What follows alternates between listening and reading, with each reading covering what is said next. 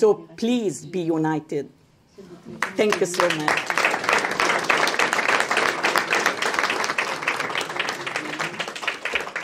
Merci beaucoup. Alors maintenant, je m'adresse à Monsieur Hamoud. Alors donc, vous êtes président de l'association Gilgamesh, et donc vous êtes investi dans la promotion de la laïcité, et vous travaillez fort à faire vivre une culture syrienne dynamique, qui se renouvelle et qui ne reste pas enfermée dans des carcans religieux. Alors expliquez-nous un peu l'importance de faire vivre comme ça une culture arabe dissociée de la religion. Alors par ailleurs, là il y a quand même, on vit quand même des débordements islamistes au Québec. Est-ce que ça a une certaine répercussion sur votre association? Donc on aimerait en savoir un peu plus là-dessus. Oui, merci beaucoup. C'est une bonne question, effectivement. Donc, tout d'abord, je tiens à dire que la société Gilgamesh est une société à but non lucratif, apolitique et laïque, très laïque, qui essaie de promouvoir la culture des pays de ce qu'on appelle la Mésopotamie, le Proche-Orient ou le croissant fertile, si vous voulez, et par la suite du monde arabophone en général. Et on essaie aussi de faire un pont entre cette culture, c'est-à-dire parce que vous savez, un pays comme la Syrie, ça date pas d'hier, hein, ça date de 7000, 8000, 10 000 ans. Donc on essaie de faire le pont culturel entre ces pays-là et le beau pays d'accueil qui est le Québec. Donc, ce que je peux dire à ce sujet, c'est que les communautés issues de cette région, généralement, je dirais, je peux dire généralement, surtout la communauté d'origine musulmane, ils arrivent ici avec leurs propres bobos, leurs propres problèmes au niveau culturel, au niveau social, avec leurs propres traumas historiques. Donc, c'est un bagage quand même qui est lourd. Et ils arrivent ici, ils ne croient pas à la laïcité. Pour eux, la laïcité, c'est une notion étrange. Ça ne s'applique pas à eux. Ça s'applique dans leur tête. Généralement, je dis, je ne veux pas dire que tout le monde, bien sûr, mais quand même, je pense que une bonne partie de la communauté musulmane qui arrive ici, ils ont dans leur tête ça. Ils pensent que la laïcité est une notion, est une pratique qui est faite par l'Église, par les chrétiens, dans un monde chrétien, pour les chrétiens. Et ça ne s'applique pas dans le monde arabe. Parce que le monde arabe musulman, arabo-musulman, c'est-à-dire c'est un monde où la religion doit régner. C'est un monde de dawla wa din, c'est-à-dire c'est un monde de État et religion ensemble. Donc ils ne peuvent pas séparer dans leur tête la religion de l'État. Je trouve que c'est catastrophique. Et d'ailleurs, dans le livre sacré qui est le Coran, il n'y a rien qui dit là-dessus. Il n'y a rien qui. Donc, bon. En tout cas, on va y revenir. Je vais y revenir après, mais je vais rester maintenant dans la société Gilgamesh. Donc, pour ça, je pense que les communautés n'arrivent pas à identifier l'origine, la source de leurs problèmes. Ces gens-là ont quitté leur pays justement à cause du chaos de cette notion de religion et État ensemble. Ils ont quitté, ça fait partie très importante de leurs problèmes d'origine. Ils arrivent ici et ils n'arrivent pas à identifier le bobo. Il est où? Le bobo est là. Ils arrivent dans un pays laïque où eux, ils ont même, grâce à cette laïcité, ils ont le droit de s'exprimer, ils ont le droit de dire ce qu'ils veulent, ils ont le droit d'exercer leur droit de base, mais ils n'arrivent pas à dire que c'est grâce à ces notions de démocratie et laïcité qui vont ensemble, d'ailleurs pour moi, laïcité et démocratie. Si jamais on bloque la laïcité, la démocratie ne se tient pas, et vice-versa. Donc, ils arrivent ici, puis ils ne font pas ce lien de liberté entre laïcité et démocratie. Donc, le but de notre société culturelle, si vous voulez, de notre association culturelle, Gilgamesh, c'est ça justement, c'est de faire propager ces idées, parce que les gens arrivent ici avec... Ils prennent leur créneau d'origine, église, catholique, protestante, etc. Si c'est musulman en général, ça va être chiite, sunnite, nanana. Mais il n'y a pas comment dirais-je le mot, il n'y a pas de lutrin, il n'y a pas d'espace pour les gens de ces origines laïques. Donc c'est pour ça, c'est ça qui m'a poussé en 2006 d'ailleurs, ça fait très longtemps.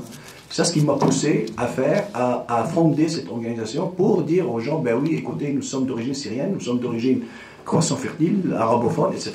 Et il y a des laïcs, et on lutte pour la laïcité, et on veut vraiment mettre le doigt sur le bobo que c'est nos problèmes, ça vient à un bon pourcentage de cette séparation d'idées, de ce refus historique et très grave de la laïcité.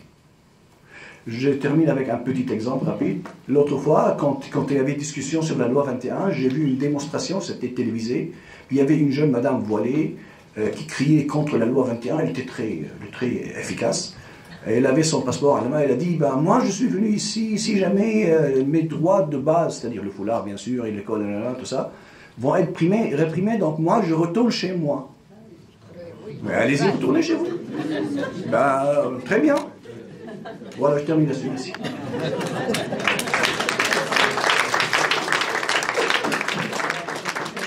Merci beaucoup. Bon, alors comme on est un petit peu en retard sur notre temps, Fatima m'a dit que je pouvais... J'avais une question pour Fatima qu'on gardera pour une autre fois. Alors vous êtes invité à une autre rencontre. Alors là, je vais passer à l'islamophobie. Okay. Alors je m'adresse encore à Madame, à Dr Soltan. Dr Soltan, l'énergie que vous déployez pour ouvrir le débat sur l'islam, appeler les musulmans à réformer leur religion qui génère autant de violence et appeler l'Occident à défendre leurs valeurs face à une religion hégémonique est admirable. Alors, ce débat vous vaut, à vous et à vos enfants, des menaces de mort. Mais plutôt que de vous donner le micro, les médias occidentaux préfèrent ignorer ce que vous avez à dire par peur d'être accusés d'islamophobie. Alors, vous savez, nous ici au Canada, nous avons même une représentante spéciale à la lutte contre l'islamophobie qui est très influente auprès du gouvernement fédéral. Alors, Dr Soltan, parlez-nous de ce muselage, de cette intimidation que vous subissez et est-ce que vous pensez de cette censure de la parole au nom de l'islamophobie? Ensuite, j'ouvrirai la discussion avec nos trois autres invités. Thank you. The fight is very hard, but the mission is much bigger. Believe me, I paid the price, and I am still paying it.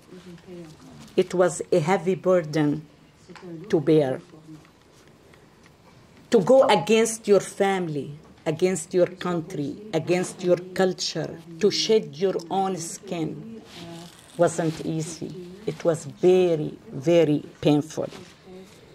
I was the first to stand up and speak out, using the largest Arabic media platform of the time, Al Jazeera.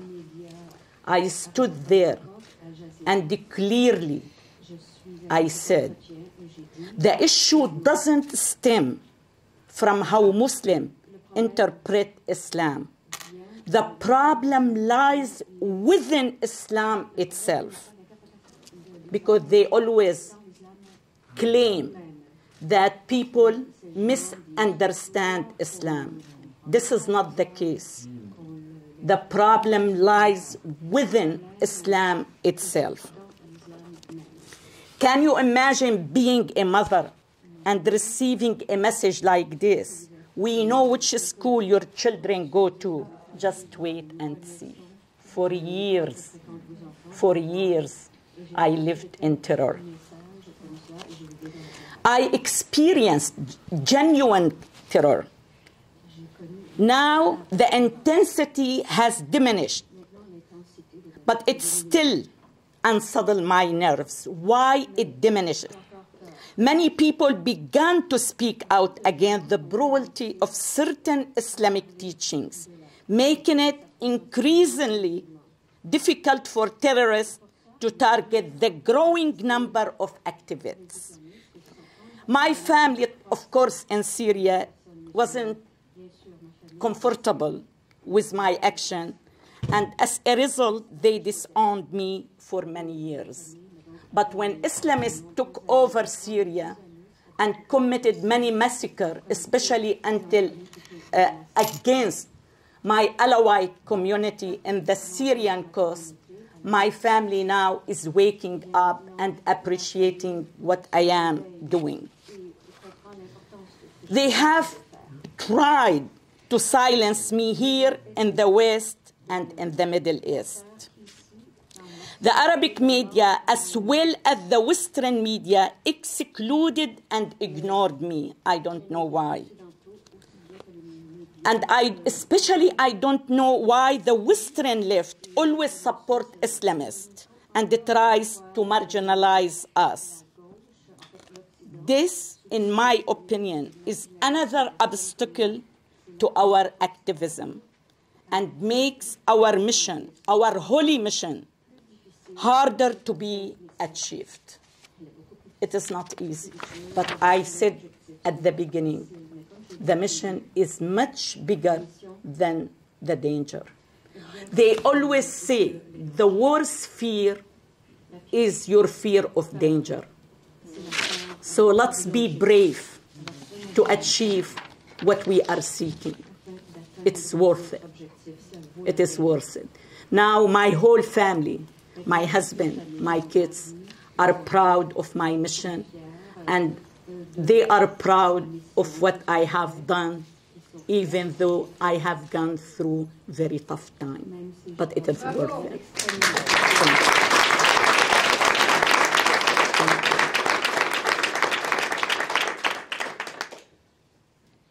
Alors, je vous donne la parole sur l'islamophobie, sur cette question. Est-ce que vous voulez rajouter quelque chose? J'imagine M. Samir, l'autre fois, il m'a donné son... J'en arrive à la question elle est centrale, la question parce que je l'avais dit au départ, c'est la question, c'est un piège intellectuel, l'islamophobie, c'est-à-dire pour vous tétaniser.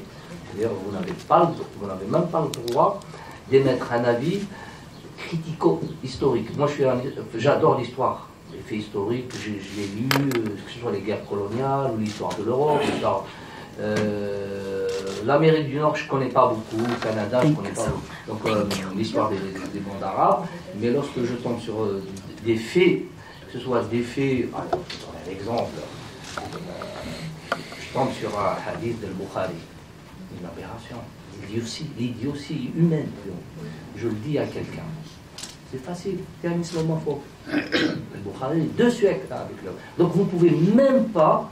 L'islamophobie, la définition, c'est de vous tétaniser, c'est de vous harceler, de vous faire culpabiliser lorsque vous utilisez une idée rationnelle. Ce que le cerveau, même les valeurs de vos familles, votre éducation, l'amour que vous avez reçu de vos parents qui vous empêche d'être un meurtrier, mais vous vous référez à ça. Mais après, vous vous référez à des règles l'universel, c'est-à-dire de façon globale, vous êtes dans une réflexion humaniste, tout ça, vous vous appuyez là-dessus pour un peu avancer et dire que c'est douteux ça, telle fatwa, elle est morbide, elle est meurtrière. Vous dénoncez le mal qui vient de cette idéologie meurtrière, vous êtes islamophobe. Donc ça veut dire que vous êtes... Mais sachez, la question d'islamophobe, elle a été inventée, je crois que les premiers, c'était les années 90, les débuts. C'est nouveau comme concept. Mais sachez que qui étaient les islamophobes d'avant, mais on ne les appelait pas comme ça, des islamophobes. On les appelait autrement, que ce soit au Moyen-Âge, surtout au 19e siècle. C'était les premiers réformateurs, Al-Kawakibi, Abdou, Al-Afrani, ceux qui interrogeaient, amenaient, parce qu'ils étaient... Rachid Benzine, un anthropologue, islamologue, il a écrit un livre, je discute avec lui comme ça, il habite pas loin de ma ville. C'était des reformateurs, ce qu'on appelait un nahda. Ils interrogeaient les dogmes. Parce que les dogmes, si tant est qu'on croit en Dieu, ou peut-être qu'on ne croit pas, tout ça, les dogmes, c'est une invention humaine.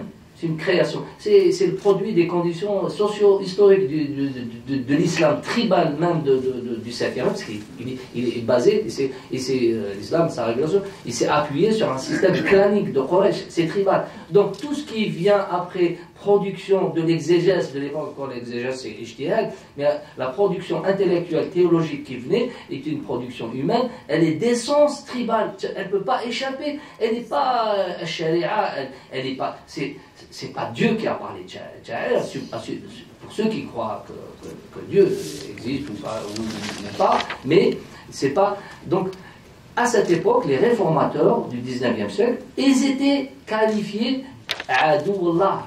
Vous voyez, c'est pas loin. Ennemi de Dieu. Et maintenant, c'est le seul État islamique qui utilise dans les juridictions, c'est l'Iran. Oui. Les mollahs, quand ils vous condamnent pour une publication, pour une critique socio-historique ou pour une remise en cause du Wilayat al-Faqih, comment il régit les sources de la loi, comment on codifie sur le statut de la femme, quelle est la taille du bâton autorisé avec lequel on peut la taper. Oui. Islamiquement, c'est comme ça, le langage. S'il y a des pays dont la législation islamique se réfère à Ibn Taymiyyah au Moyen-Âge, 13e siècle, il a dit la femme ne peut sortir, et c'est une fatwa, c'est un avis juridique, ne peut sortir que 3 fois dans sa vie, quand elle est née, quand elle se marie et quand elle est enterrée. Vous voyez quel modèle il nous propose, à quoi il se réfère théologiquement, des références théologiques. Et ça, c'est législation, et pas forcément que ce soit un État. L'individu, l'être humain lui-même, il est en contradiction. Vous lui présentez un acquis d'un droit positif de production un acquis de ce processus de modernisation. Comme disait Nietzsche, Dieu est mort, il s'est retiré, mais c'est l'homme qui se débrouille avec ça, il se refaire. Donc c'est tout, ça veut te dire, c'est-à-dire débrouillez-vous maintenant les êtres humains. Mais débrouillez-vous, ça veut dire qu'il y a du droit positif.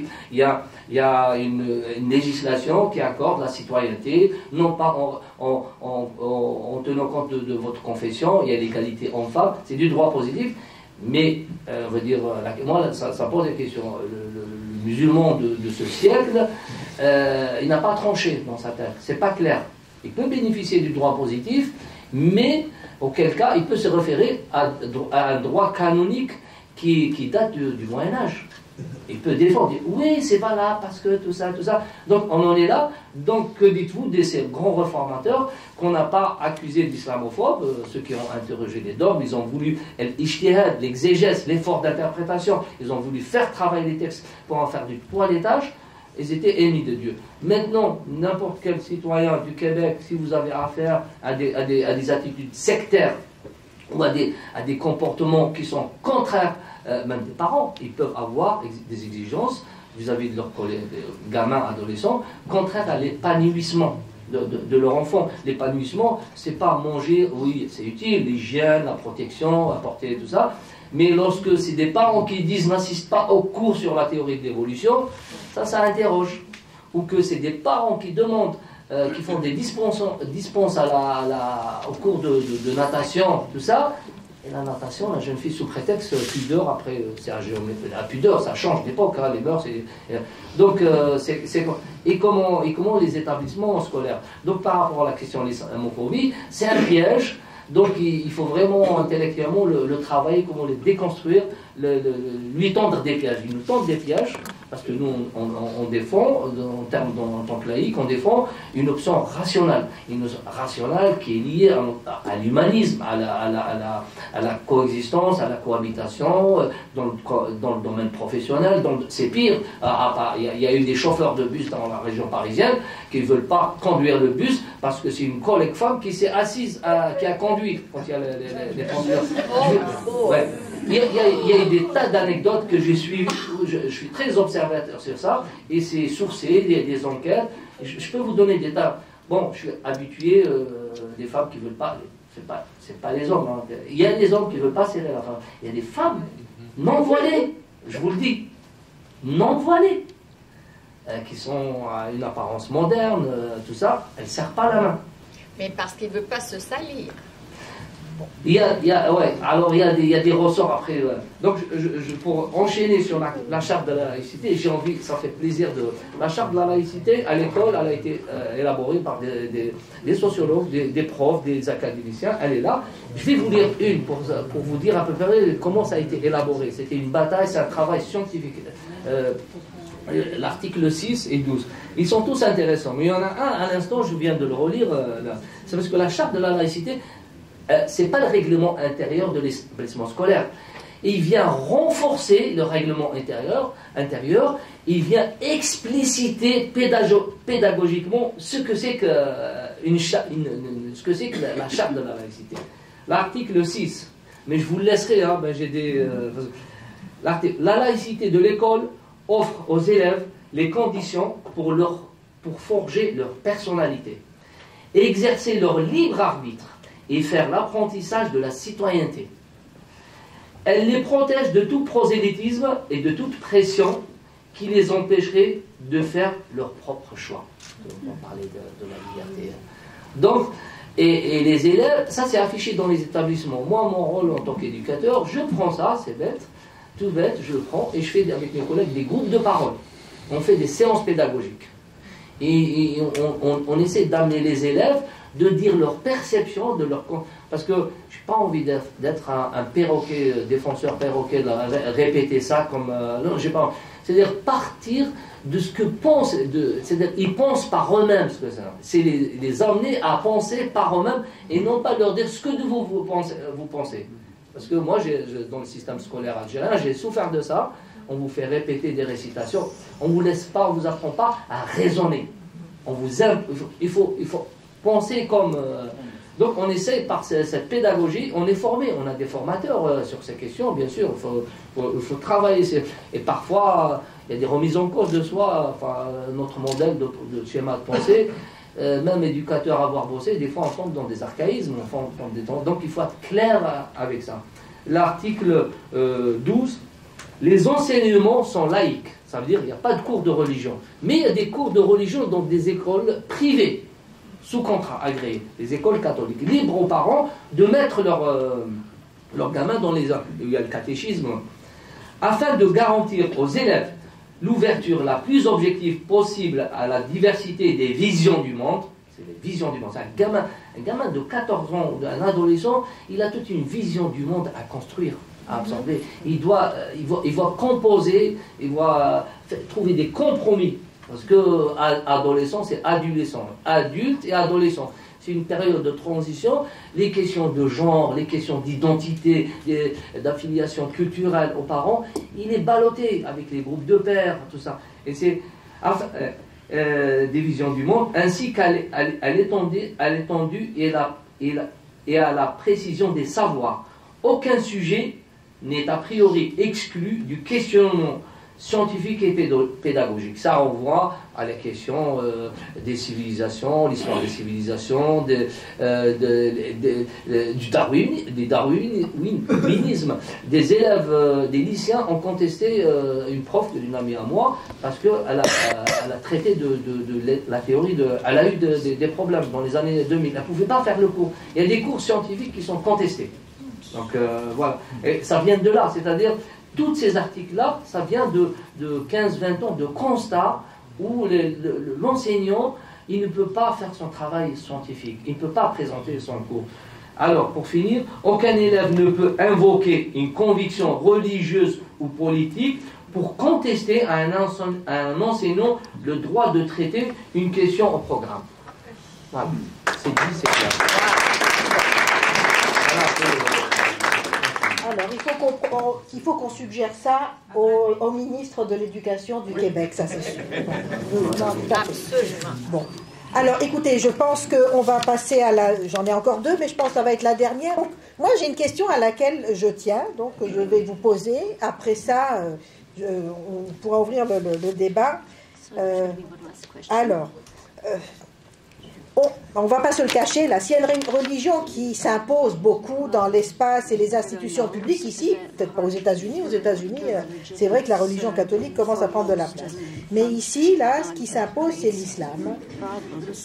Et qui défile, en tout cas, s'il y a une religion qui s'impose dans l'espace et les institutions publiques et qui défie la laïcité en Occident, c'est beaucoup l'islam. Le port du voile ou du niqab dans les écoles, les demandes d'accommodement religieux dans les lieux de prière, les horaires de travail adaptés pour les 5 prières de la journée, la prière du vendredi, le ramadan, les prières de rue qui se multiplient beaucoup et qui sont de plus en plus importantes dans les villes d'Europe, au Canada, peut-être aux États-Unis, je ne sais pas. Alors, face à de telles provocations, on se demande quelle doit être la bonne réponse. On ne peut pas laisser faire, mais comment légiférer sans brimer la liberté de tous?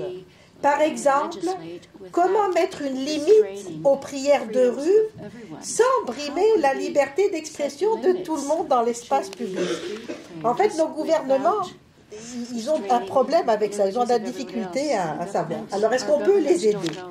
Comment réagir face à la multiplication des tentatives d'utiliser les chartes des droits et libertés et de les retourner contre les libertés individuelles? Est-ce que vous avez des pistes? Donc, je vais juste ouvrir la discussion. Comment on fait pour les limiter sans limiter tout le monde? La question est pour tout le monde. Pour tout le monde. Okay. Alors,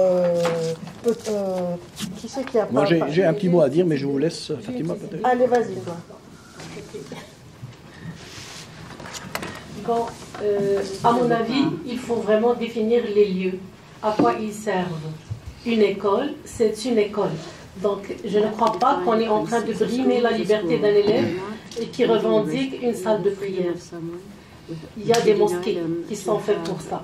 Donc, il faut définir les lieux. Un bureau de gouvernement, un bureau pour travailler, c'est pour travailler. Ce n'est pas pour faire la prière. Maintenant, tu as ton heure de pause. Si tu ne veux pas te reposer et que tu veux faire ta prière, ben, tant mieux pour toi. Personne ne va te toucher. Les congés payés pour des raisons religieuses, ça, c'est juste inéquitable et injuste pour les autres qui ne sont pas de la même religion. Donc, on ne peut pas donner des libertés à des personnes au détriment des libertés des autres.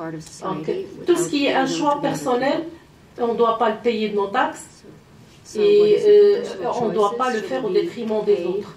Donc, c'est ça ce que je voulais dire. Donc, qu'est-ce que je voulais dire encore?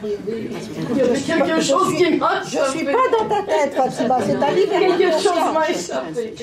Mais c'est ça. Donc, il faut arrêter d'avoir peur de parler de laïcité, de parler d'institutions laïques.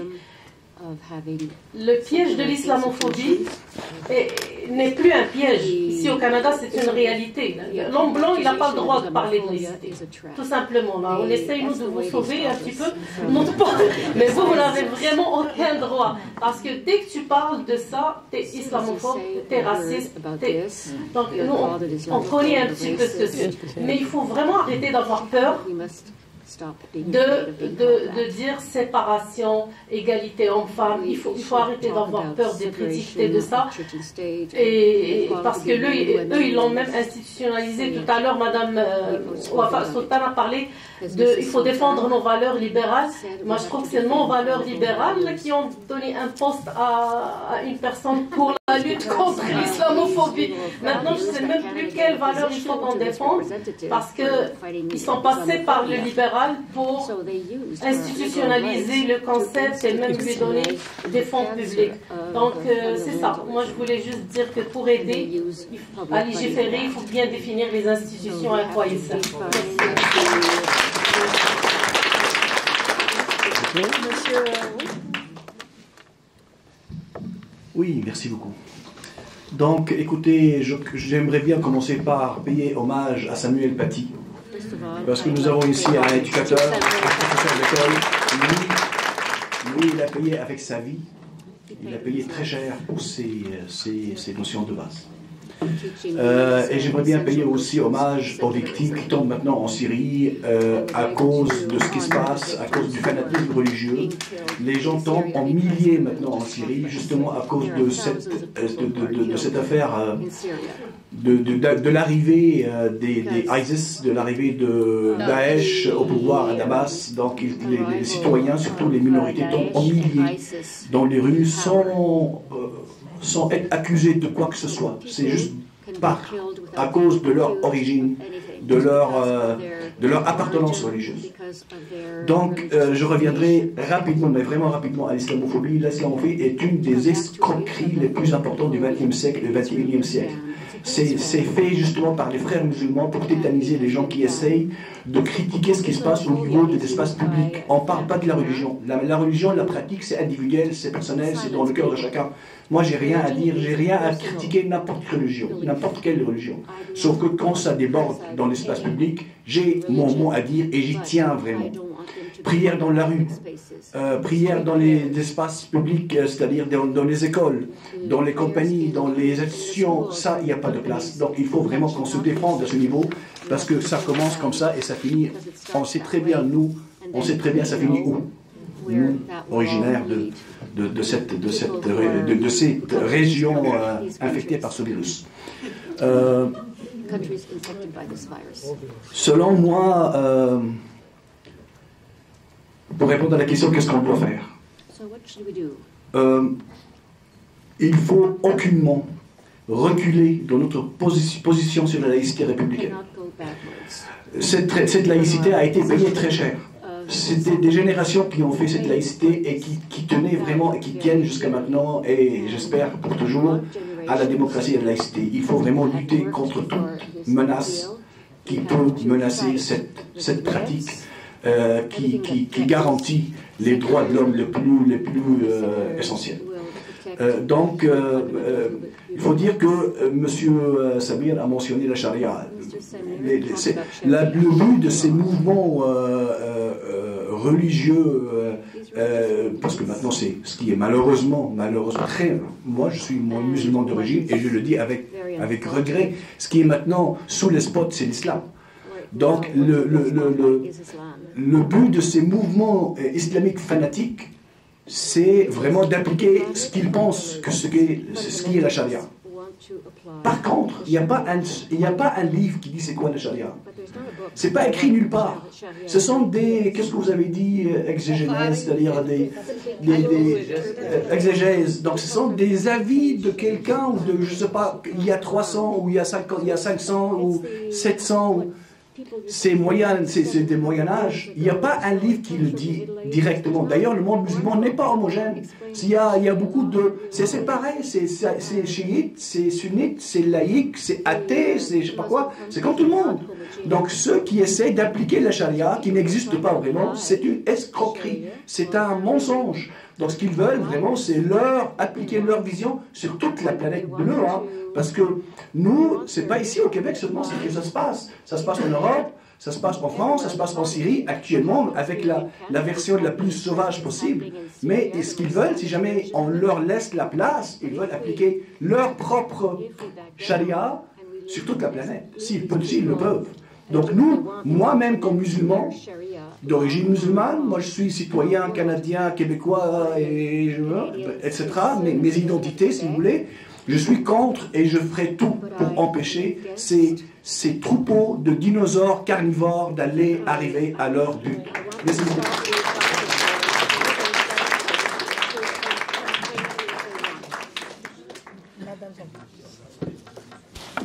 Thomas Paine, one of America's founding fathers, once said, "If there must be a trouble, let it be in my day, so that my child may live in peace."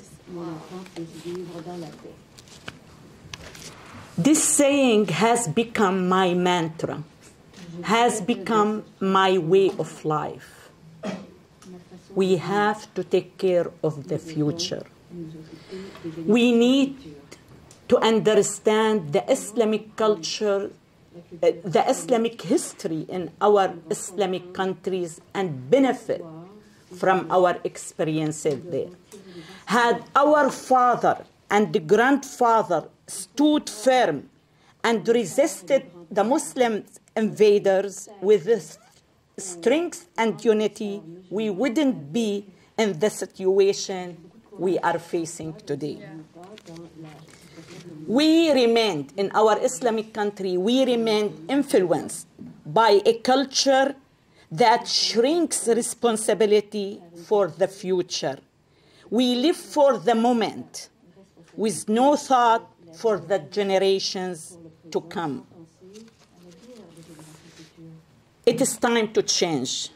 It is time to take responsibility for our countries, there and here, for our people, there and here, and the children for tomorrow.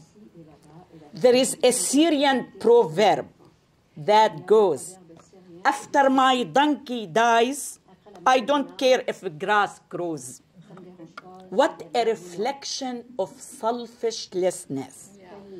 Let's reject this attitude. Let's build a future where the grass grows green and plentiful, not just for ourselves, but for all, ensuring a safe path forward. We now have tools to expose the truth about Islam to the world and to raise awareness of the suffering that minorities have endured and continue to endure under the rule of a majority that refuse to reform its beliefs. Today, social media empowers us to connect, to unite, and demand the restoration of our histories, cultures, and native languages. If we fail to protect our adopted countries, if we fail to act, future generations will condemn our silence. Here in the West, we must engage in politics and play our part. We must explain to the citizens and politicians of the countries in which we live the truth of Islam and its danger to all aspects of life, especially school curricula. Nadia mentioned headscarf. I'm going to tell you a story about it, a story I was so offended by.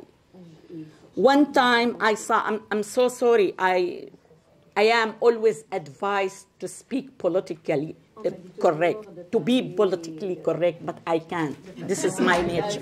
This is my nature. I can't be polite. So one time the previous Canadian Prime Minister visited a mosque on Muslim holiday, I believe, Eid al-Fitr, with his wife and his young daughter. She was about 10. The young daughter covered her hair. I don't mind if his wife decided to cover her head out of respect, but what kind of message you are sending to us, to your citizens, when you cover 10-year-old daughter? What kind? We are fighting against hijab, especially when it comes to young girls. And here you are the prime minister of a great country doing what we are fighting against. It is not fair. It is not fair. It interferes with our fight. It deprives us of power. So please be part of our politics. Please help us to keep going with our mission, to protect our countries. To be honest with you, to a certain point, I care about where I live now. I care, probably our people in the Islamic country choose this kind of life. So let it be. But here we are in the West. We have to remember the founding fathers of this great country, Canada and the United States. We have to make sure we're not going to lose our freedoms, our liberal values. We struggled. We came from a very harsh culture. We don't want the culture to follow us. We don't want the Islamic culture to interfere with our liberty here. So we depend on you to support, to facilitate the path for us. And I thank you again for being here. It was my honor to participate in this event. Thank you so much. Parfait. Bon, alors je pense qu'on va ouvrir la parole, on va ouvrir le micro. Pardon? Oui, attendez. Donc je pense qu'on va ouvrir la période de questions. Alors ma question, c'est la première. Vous avez beaucoup parlé d'histoire. Et on remarque un déficit conscient ou inconscient ou par manque d'éducation de connaissances historiques. Et je pense que c'est une grosse raison pour laquelle on remarque ce qu'on remarque. Y a-t-il une solution à ça? Is there a solution for this situation? C'est une piste que j'ai oublié d'évoquer, parce que je ne voulais pas précipiter sur la question d'histoire, des connaissances. Il y a un monsieur qui s'appelle Régis Debray, un philosophe. Régis Debray, dans sa jeunesse en 68, il était compagnon de route de Che Guevara. Donc, il a fait un travail énormément. Après, il est devenu prof d'université, il a été libéré depuis, il était prisonnier en Bolivie. Et lui, il a travaillé, il a fait des enquêtes avec ses étudiants. Et parmi les enquêtes dans les lycées de Paris, il y a un étudiant, c'est des méthodes, c'est une pédagogie. Ils vont voir les lycéens, ils leur posent des questions sur les connaissances historiques. Et l'un des élèves, il a répondu, il a posé, qu'est-ce que c'est que la Trinité? Voilà. Il leur a dit, ce lycéen, il leur a dit c'est une station de métro, parce que c'est vrai.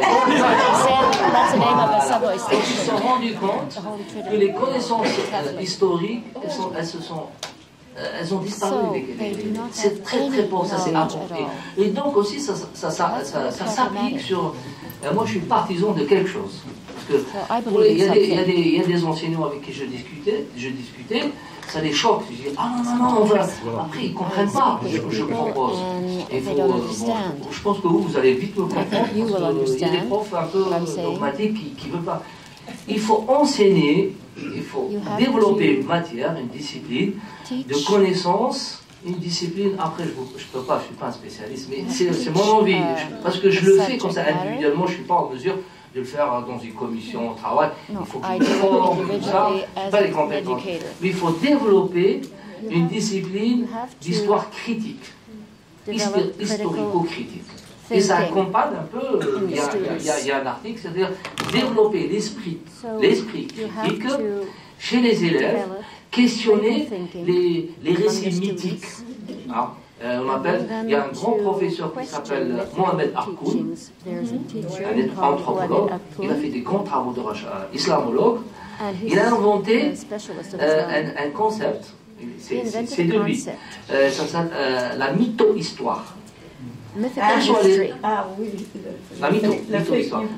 À Paris, les jeunes disent c'est un mytho, c'est-à-dire c'est un menteur. Là. Lui, il a travaillé la mythologie, maintenant il a la mytho-histoire. Et la mytho-histoire, les États, le récit, le roman national ou le récit national, qui rejoint un peu l'idéologie d'État, tout ça, c'est de la mytho-histoire. C'est une histoire, il y a un fait réel, après le reste, c'est fabriqué, ça développe une fiction, tout ça, et ça devient un dogme, une vérité.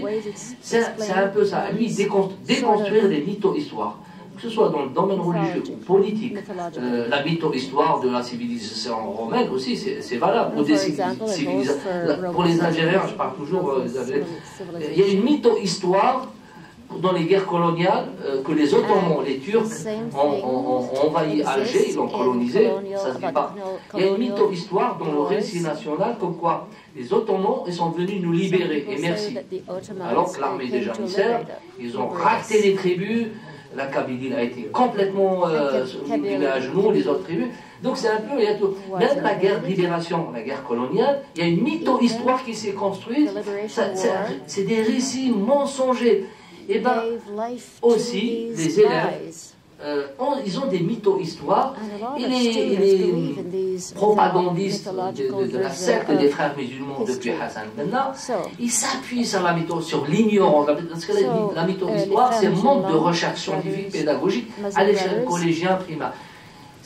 Moi, si vraiment je serais formé pour ça, travailler cette piste de enseigner l'histoire critique, ne pas gober n'importe quoi, même ne pas gober les complots, la question du complot, ça ramène beaucoup de sujets, hein, c'est pas le complotisme, le platisme, la terre est plate, donc c'est être en capacité d'émettre des arguments et un esprit critique et ne pas croire à la...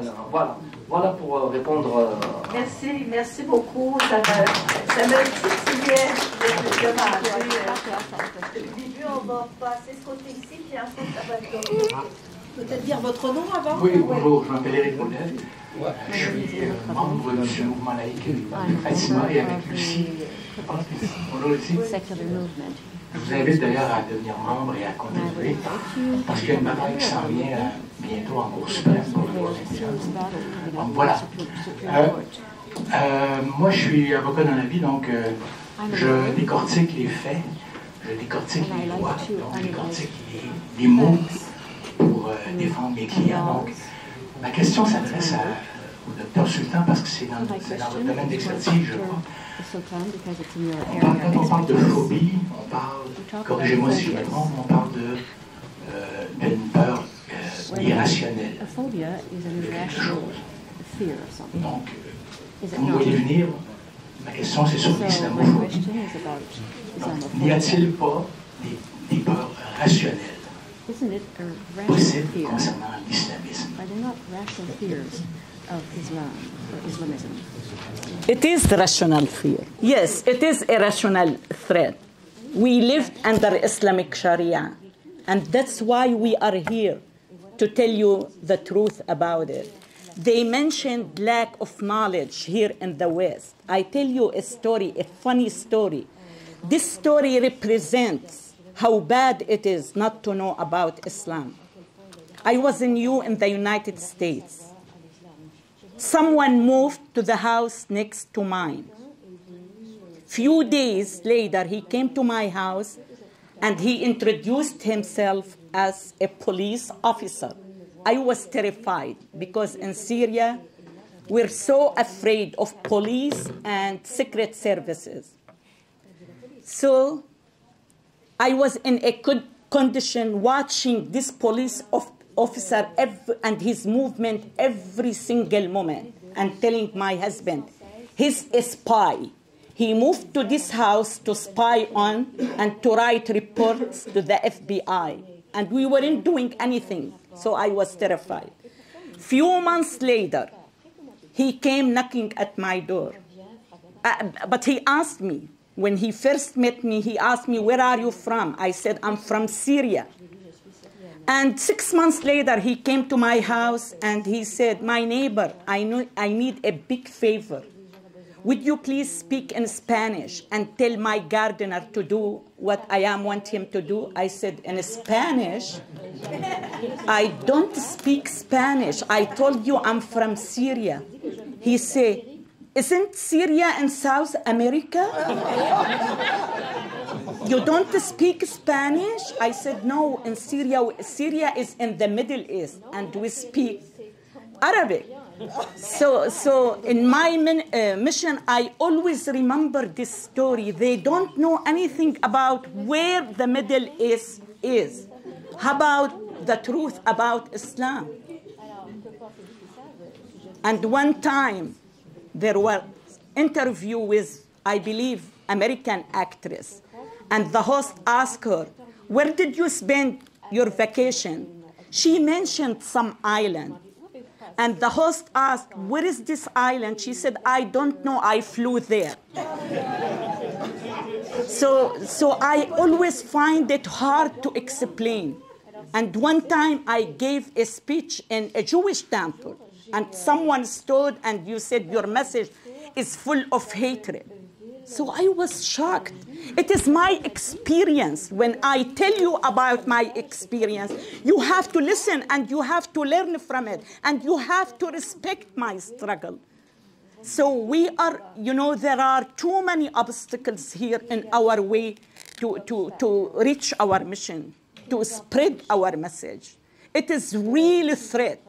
It is Islam imposed a real stress, a threat in the West. So we have to be careful. You don't need to go through what I have done in order to understand the pain we went through. It is very tough, especially for women. I have to encourage women, Western women, to step in and join our fight so we all together can achieve our goal and can protect this great country. You are living in a great country.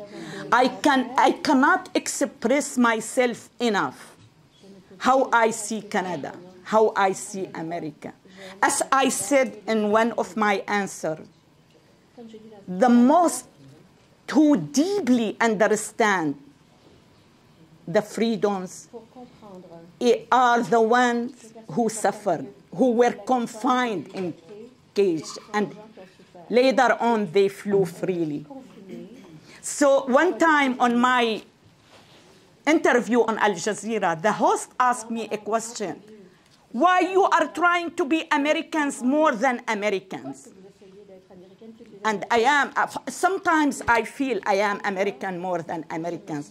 So I told him I was born in hell and I moved to paradise. So I know the differences between the two worlds. But unfortunately, most Americans and most Canadians, they don't know the difference between the two worlds.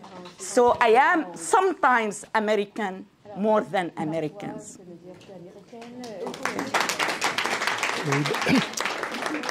Bonjour, mon nom est Yves Claudet, je suis sociologue. Question à cet ordre-là. Est-ce qu'on est en mesure au Québec de cartographier la présence des frères musulmans, map the presence of the Muslim brothers, Muslim brotherhood? How could we know what they're doing, where they stay? C'est-à-dire l'influence directe ou indirecte des frères musulmans à travers la reprise de stratégies qui sont celles des frères How can we see their strategy when we see that the same methods are being used here? I think we get bits of information. Un député de l'Assemblée nationale du Québec a pendant des années été un collaborateur du CCIF, qui est un organe des frères musulmans en France.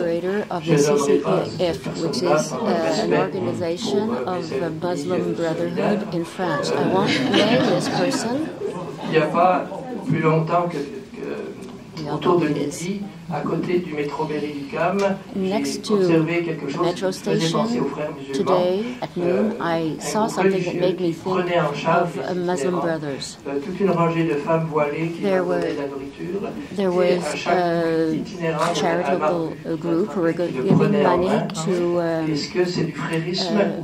homeless people, and they were all women wearing the headscarf, and I was wondering, is this an organization of women from the Muslim Brotherhood who are trying to reach out to these people?